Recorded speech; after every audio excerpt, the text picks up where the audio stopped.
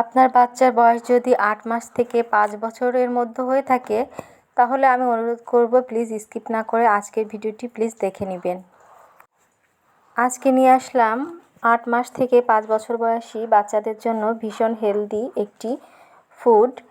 তো কিভাবে আমি তৈরি করি এই হেলদি ফুড সেটাই আজকে আপনাদের সাথে শেয়ার করব। একটা লাইক দিয়ে প্লিজ সাথেই থাকুন। তো এই যে দেখতে পাচ্ছেন ম্যাগি নুডলস, আপনারা চাইলে যে কোনো ধরনের নুডলস নিতে পারেন আপনাদের পছন্দ অনুযায়ী। তো এখানে আমি 10 টাকার এক প্যাকেট নুডলস নিয়েছি আর নুডলসগুলো হচ্ছে হাত দিয়ে খুব ভালো করে আমি ভেঙে নিচ্ছি।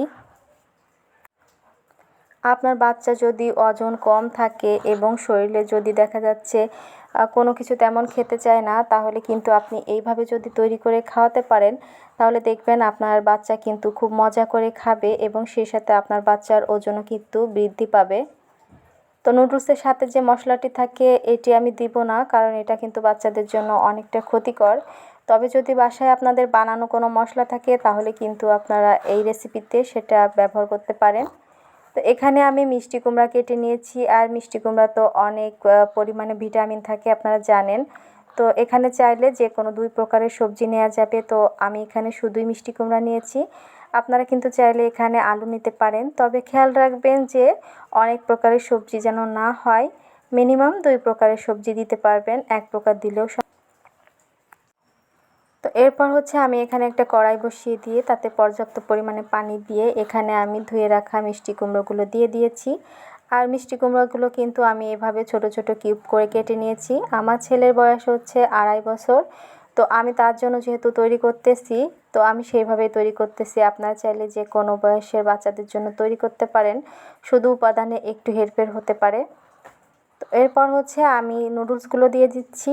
তো এখানে পুরো নুডলসটাই দিয়ে দিব আর এখানে সিদ্ধ করব আর একটু একটু করে পানি বাড়িয়ে দিব যখন পানিটা একটু শুকিয়ে যাবে। আর এখানে স্বাদের জন্য আমি দিয়ে দিব হচ্ছে পরিমাণ মতো লবণ। যদি একদমই ছোট বাচ্চা হয় যে ঝাল খেতে পারে না তাহলে কিন্তু ঝালটা দিবেন না। আমার বাবু যেহেতু একটু ঝাল পছন্দ করে তাই আমি এখানে একটা ঝাল দিয়ে দিলাম, কাঁচামরিচ কুচি কুচি করে দিয়ে দিয়েছি। আর এটা একটু সময় নিয়ে হচ্ছে সিদ্ধ করতে হবে ঢেকে ঢেকে। যখন পানিটা একটু কমে আসবে তখন আরও কিছুমান পানি অ্যাড করে দিতে হবে। এভাবে করে কিন্তু দেখতে পাচ্ছেন এভাবে ঘন একটা স্যুপের মতো তৈরি হয়ে যাবে। আর এখানে মিষ্টি কুমড়োটা কিছুটা গোটা গোটা আছে, যেহেতু আমার বাবু হচ্ছে চিবিয়ে খেতে পারে, তো সেই জন্য আমি একটু গোটা গোটা রেখেছি। যেসব বাচ্চারা আরও ছোট, চিবিয়ে খেতে পারে না, তাদের জন্য কিন্তু একদমই ম্যাশ করে ফেলবেন।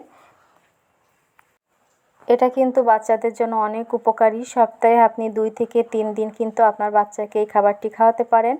প্রতিদিন কোনো খাবারই কিন্তু বাচ্চারা একদম এক খাবার খেতে চায় না, তাই মাঝে মাঝে খাবারের ভিন্নতা আনতে হয়।